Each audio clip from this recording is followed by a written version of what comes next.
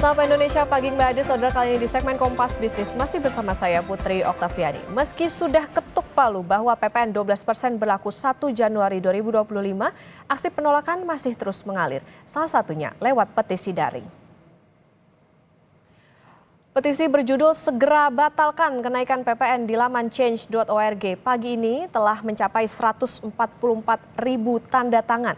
Jumlah ini, saudara, terus bertambah setelah kemarin sore jumlah tanda tangan petisi berada di angka 121.000.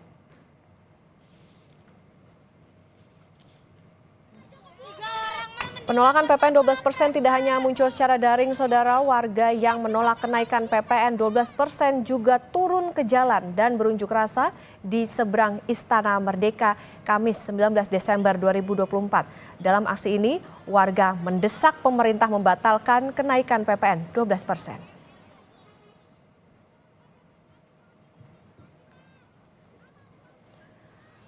Ketua Umum PP Muhammadiyah Haidar Nasir meminta pemerintah mengkaji ulang kenaikan PPN 12%. Haidar meminta setiap kebijakan yang dirumuskan harus berlandaskan asas keadilan sosial. Ya, maka mungkin betul-betul dikaji ulang ya, sehingga kebijakan pajak itu juga ya memperhatikan aspek keadilan sosial. Dipastikan berlaku Januari 2025, PPN 12% masih dihujani penolakan. Bukan hanya secara daring, saudara. Warga yang menolak juga turun ke jalan. Apa yang mendasari aksi penolakan atau pembatalan PPN 12%? Kompas Bisnis akan tanya langsung ke Rishad Azari, inisiator bareng warga tolak PPN 12% yang saat ini sudah berada di studio Kompas TV. Selamat pagi, Mas Rishad. Selamat pagi. Mas Rishad, kita ke gerakan secara daring dulu. Saat ini, pagi ini udah lebih dari 144.000 tanda tangan, tepatnya 145.362 tanda tangan. Sampai kapan ini dibuka? Kalau dilihat kan di sini tujuannya 150.000, tapi apakah akan bertambah lagi begitu? Akan terus bertambah, jadi memang kalau pertanyaannya sampai kapan dibuka, sampai memang dibatalkan PPN 12%-nya, seperti itu sih. Oke, itu berdampak seberapa besar sih sebetulnya dengan adanya petisi di change.org? Baik, iya. Sebenarnya metode yang kita gunakan gitu ya untuk campaign tolak PPN 12% ini memang dimulai dari petisi, tapi kita kombinasikan dengan metode lainnya seperti di sosial media, di X kita, dan ada Instagram juga, lalu kita juga berkolaborasi dengan teman-teman warga sipil lainnya. Jadi teman-teman ada yang bikin meme, bikin poster yang lucu-lucu gitu kan. Jadi memang keterlibatan itulah yang menjadi daya tarik ke masyarakat juga dan akhirnya menjadi pembicaraan. Seperti itu sih. Oke, berarti semangatnya memang untuk menumbuhkan awareness, kemudian juga supaya menjadi gambaran ke pemerintah bahwa ini loh ada masyarakat yang bersuara lewat tanda tangan. Nah, kemarin juga sempat untuk menyerahkan ke Setnek soal petisi ini. Gimana? Ada respon dari pemerintah? Kalau respon sampai saat ini kita belum dengar gitu ya. Jadi memang targetnya dan kedepannya kita minta tolong juga buat teman-teman gitu ya.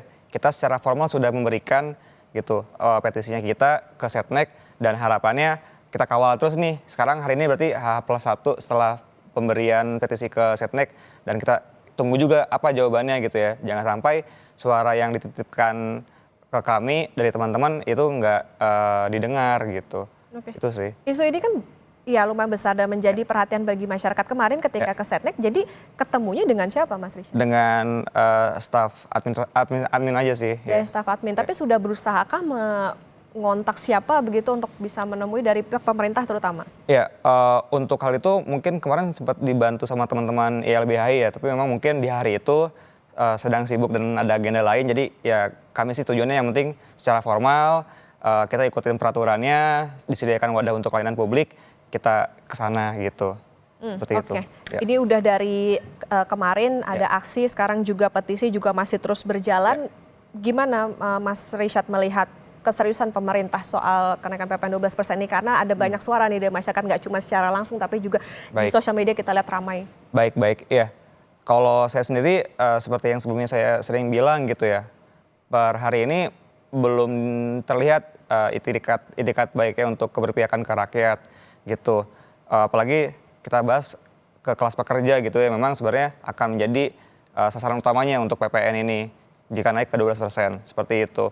Dan saya sendiri melihat bahwa memang ada upaya-upaya untuk membuat PPN 12% ini seperti tidak menyeramkan gitu ya. Kita kan bisa membedakan bedanya selisih dengan kenaikan value-nya beda gitu kan. Kalau selisih ya 1%, tapi kan sebenarnya naiknya 9% gitu kan. Belum kita bahas tentang produksi HPP sebuah barang itu bisa jadi gitu kan. Kayak contohnya makanan seperti itu. Jadi ya sebenarnya nggak bisa dianggap sepele juga gitu. Belum juga memang saat kemarin preskon terakhir Kementerian Keuangan kita lihat juga sebenarnya masih banyak yang bolong-bolong gitu. Kayak contoh PPN untuk minyak 11% untuk minyak kita gitu ya. Memang mungkin minyak kita ini nggak bisa nge-cover konsumsi minyak seluruh orang-orang di Indonesia gitu kan. Seperti itu sih, banyak yang bolong kayak contoh untuk wanita pembalut itu tidak masuk ke list di-exclude gitu ya. Jadi ya akan kena gitu kan. Lalu ada sabun dan lain-lain deterjen. Jadi menurut saya memang kami melihat ada upaya-upaya pengaburan supaya tidak terlihat terlalu menyeramkan dan memakai diksi premium dan untuk barang mewah. Jika memang statement seperti itu, kenapa tidak PPN BM yang dinaikkan harganya gitu, bukan PPN-nya gitu sih sebenarnya. Oke. Artinya dilihat ada dugaannya upaya pengaburan dan melihat supaya masyarakat melihat bahwa kenaikan PPN 12% ini ya biasa-biasa saja begitu. Nah tadi berarti artinya dari masyarakat sendiri, masyarakat melihat ada ketidakpuasankah atau ada upaya seberapa besar sebetulnya penolakan dari masyarakat? Apa yang menjadi urgensi dari penolakan itu? Lumayan besar, urgensi jelas mungkin yang pertama dari spending gitu ya. Dari spending yang kita udah tahu juga, udah sama-sama tahu gitu ya. Kita baca berita juga memang udah turun gitu kan angka spendingnya untuk masyarakat kita. Dan rata-rata tabungan juga udah merosot juga. Terus kelas menengah juga merosot juga gitu kan ke bawah. Dan lagi-lagi sebenarnya yang jadi concern adalah ya kelas pekerja gitu ya. Yang memang menjadi sasaran empuk buat PPN ini. Dan lagi-lagi kenapa mungkin kita bisa lihat ada kemarahan dari masyarakat sipil gitu ya. Karena memang fairness-nya kita nggak lihat di situ. Kayak misalkan kita tahu, sama-sama tahu yang masuk prolegnas hari ini ya kan adalah pengampunan pajak gitu untuk orang-orang kaya. Dan misalkan perampasan aset tidak dimasukkan gitu kan.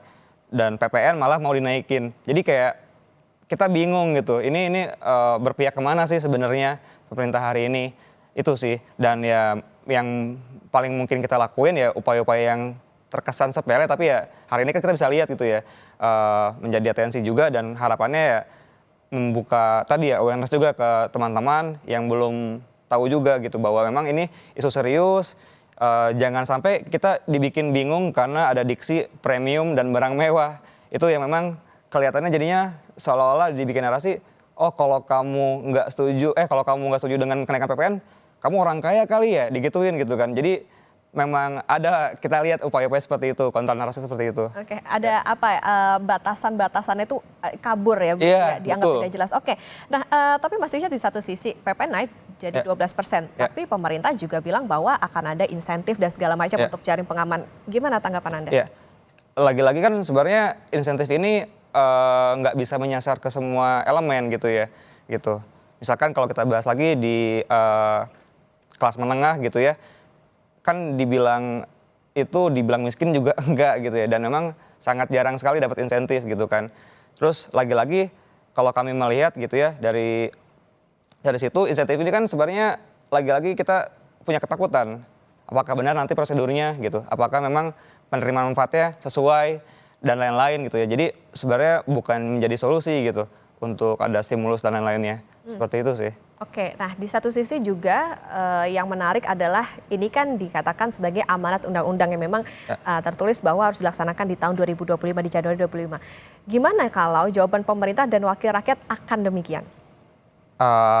Ya itu sangat disayangkan berarti ya. Jadi memang kita bisa lihat jadinya nggak ada partisipasi dan pertimbangan dari pemerintah untuk melihat apa sih yang warga bicarakan, apa sih yang kita rasakan. Sebenarnya itu jadi sedih ya sebenarnya. Ya harusnya kan dipertimbangkan dan didengarin gitu sih. Oke, kalau Mas Irsyad sendiri melihat sejauh ini kesiapan masyarakat, karena kan ini ya kita sudah tahu ini bentar lagi udah mau 2025, udah tinggal menghitung hari. Gimana untuk menyambut PPN 12% ini? Resah sih ya, resah, cemas gitu. Per hari ini juga banyak cerita dari kawan-kawan yang mulai struggling karena pengeluaran yang hari ini dikeluarkan ya itu lumayan besar dan terseok-seok ya bisa dibilang seperti itu. Karena ya kita juga lagi melihat fenomena hari ini banyak PHK gitu kan dan lain-lain. Jadi sebenarnya kecemasan itu sih yang akan terjadi gitu. Ada kecemasan, berarti poin kekhawatiran apa yang kemarin sempat dibawa ketika berunjuk rasa itu?